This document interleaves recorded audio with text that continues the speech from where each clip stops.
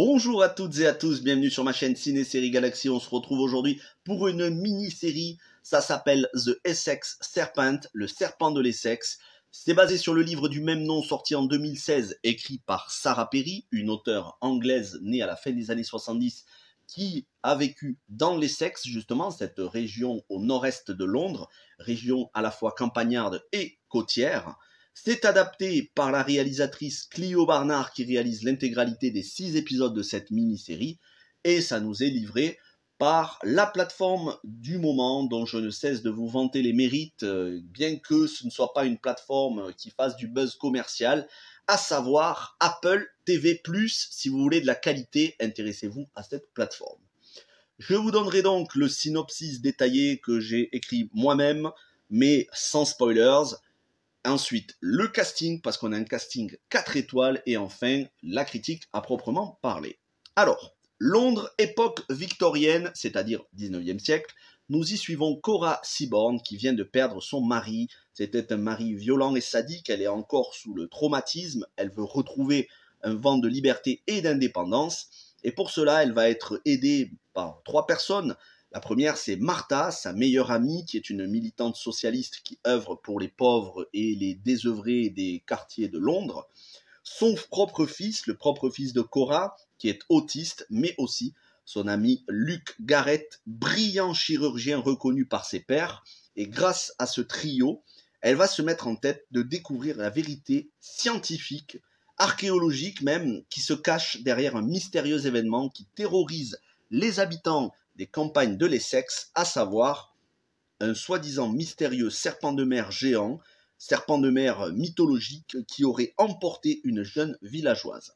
Elle va se rendre sur place au petit village côtier d'Aldwinter, là où se déroulent ces événements, et alors que la psychose s'installe dans le village, psychose décuplée par la superstition religieuse, eh bien Cora va chercher l'aide du pasteur de la ville, Will Ransom, et de son épouse Stella.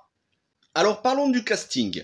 Comme je vous le disais, la série est réalisée dans son intégralité par Clio Barnard. C'est une réalisatrice qui est britannique et c'est là un des points de cette série. La quasi-intégralité du casting est britannique à l'exception de Claire Danes qui a le rôle principal. Claire Danes que l'on a vu dans Homeland, je ne vais pas vous la présenter, je pense que vous la connaissez tous. Tom Hiddleston, vous le connaissez aussi, notre cher Loki, qui est un acteur britannique. Clémence Poésy, notre Clémence Poésy nationale, actrice française que l'on a vue dans tellement de films et des séries, notamment la série Tunnel sur Canal+, où elle jouait aux côtés de Stephen Dillane. Stephen Dillane qui jouait dans Game of Thrones et Stephen Dillane qui est le père de Frank Dillane, autre acteur anglais que vous connaissez plutôt sous le nom de Nick Clark dans la série Fear the Walking Dead. Il était pour moi le meilleur acteur de Fear the Walking Dead, le meilleur personnage, et ici il est excellentissime. Mais je vais y revenir, et enfin on conclut avec Hayley Squires, elle aussi actrice britannique, qu'on a pu voir dans la très bonne mini-série sortie en 2013 qui s'appelait Sous Cliff, une série britannique elle aussi. Alors l'interprétation est à fleur de peau. On est là pour leurs sentiments amoureux, leurs sentiments religieux, leur soif de connaissances scientifiques. On alterne entre frustration, jalousie, tentation. On est partagé entre sentiments amoureux et amitié. Et donc, petit tour de table des personnages. Cora. Cora, on ressent son traumatisme, son envie de reconnaissance, son envie d'émancipation. Alors, c'est pas une série féministe dans le sens du féminisme moderne du 21e siècle, mais c'est une série qui fait quand même la part belle à l'indépendance des femmes et à leur reconnaissance, notamment Cora qui veut être reconnue comme une paléontologue et qui pour ça va faire des recherches pour essayer de comprendre qu'est-ce que cette créature, est-ce que c'est tout simplement une créature préhistorique ou pas. Stella, la femme de Will, Stella est peut-être le personnage le plus bouleversant de la série car on ressent la sincérité dans l'interprétation de Clémence Poésy, on ressent l'interprétation sincère du personnage, beaucoup de bienveillance qui se dégage, beaucoup de fragilité. Quant à Will, joué par Tom Hiddleston, donc Will Ransom, le pasteur de la ville, eh bien lui, on a ces sentiments qui sont partagés entre à la fois sa soif de connaissance, parce que c'est quelqu'un qui n'est pas superstitieux, qui a beaucoup de livres chez lui, qui lit énormément, et son devoir de à la fois réconcilier, on va dire, réconforter, rassurer ses paroissiens, mais en même temps leur expliquer qu'il ne faut pas être superstitieux, et il y a une très très forte superstition. On n'est pas très loin des villageois qui veulent mettre quelqu'un sur le bûcher. Alors on est au 19e siècle, ça se fait plus à ce moment-là, mais on est sur ce genre de villageois acharnés, mais qui sont tout simplement guidés par la peur de l'inconnu. Et en même temps, Will, on ressent aussi ces sentiments qui sont partagés entre sentiments amoureux et amitié pour Cora. Martha, quant à elle, l'amie fidèle, dont on comprend qu'elle a des sentiments pour Cora, des sentiments amoureux, mais elle le garde pour elle. Elle le garde pour elle parce que c'est une vraie amie et elle ne veut pas gâcher son amitié avec Cora. Elle sait que Cora a déjà beaucoup de monde qui lui tourne autour, et puis que Cora ne s'intéresse pas aux femmes. Donc Martha va se plonger corps et âme dans son travail de socialiste pour essayer d'améliorer la vie des gens qui sont dans la précarité et dans la maladie dans les quartiers pauvres de Londres. Et enfin, on conclut avec Luke Garrett, joué par Frank Dillon, brillamment interprété. C'est un des persos qui, moi, m'a le plus plu. Eh bien, lui, il est frustré par ses sentiments amoureux non réciproques à l'égard de Cora. Et en même temps, il est très ambitieux scientifiquement, peut-être même avec une petite pointe d'orgueil, où voilà, il a peut-être un peu trop haute opinion de lui-même, mais ça reste un ami fidèle qui est assez dévoué à Cora. Donc, autant vous dire que les personnages sont brillamment écrits, brillamment interprétés. La musique, ça c'est un autre gros point positif.